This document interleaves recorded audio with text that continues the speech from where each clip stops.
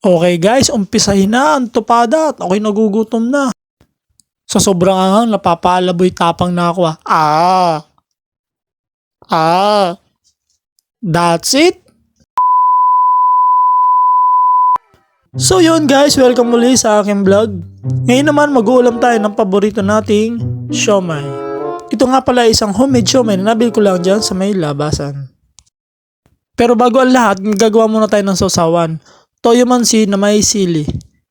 May sausawan na naman siya guys, pero mas trip ko talaga ang toyo mansi na may sili. Kaya naman kukuha muna tayo ng platito para lagyan ng ating toyo. Pero bago yan, mamajigin ko muna kayo. Ting! O diba lumipat yung platito? So isalin natin ang ating toyo sa ating platito. Ang toyo natin gagamitin ay yung liquid guys hindi yung nasa ulo. Pagkatapos isunod natin yung kalamansi at yung ating sili. O diba kung mapapansin nyo, hindi ako masyadong sanay maghiwa ng kalamansi. Palibasa hindi kasi ako nagluluto. Yan, kung mapapansin nyo, pisang-pisa ang kalamansi para masarap. At syempre, pati sili pipisain din natin. Useless naman yan kung hindi natin pipisain, diba guys? That's it, meron na tayong sausawan sa ating siomai mga idol. You know. At syempre, susunod naman natin yung ating rice. Bali itong rice na to ay isang araw pa, sana hindi pa siya panis. Bali nireserve ko talaga tong kanin na to para sa vlog na to. O diba ang puti ng ating kanin pero likod niyan sunog. Okay guys, umpisahin na ang tupada at ako'y nagugutom na. Review lang muna tayo, meron tayong toyo. Syempre, siomai. At ang panghuli, kanin. That's it, chibuga na. Galit-galit muna tayo guys kakain muna ako. Sana kumakain din kayo ngayon.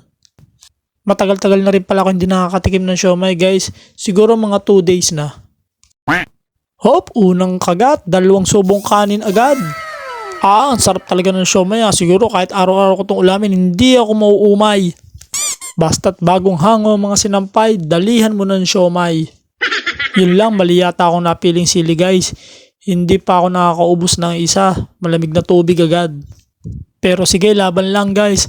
Basta para sa siomai, handa ako makipag-away. Sana lang guys, hindi nyo halatang gutom talaga ako, no? Namiss ko lang talaga ang mag-siomai, kaya ganito ako kasarap kumain ngayon. Yun lang guys, namali talaga ako ng piniling sili. Kasi manghang talaga siya, hindi siya biro. Kala ko kasi joke-joke lang yung sili, tunay pala, manghang pala. Sabi na magtotoyo mansi na lang ako Eto tuloy na pala ako.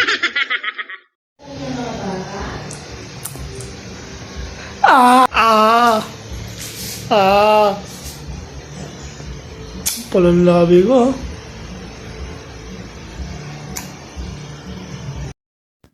Sa sobrang anghang, napapalaboy tapang na ako That's it. Thank you guys.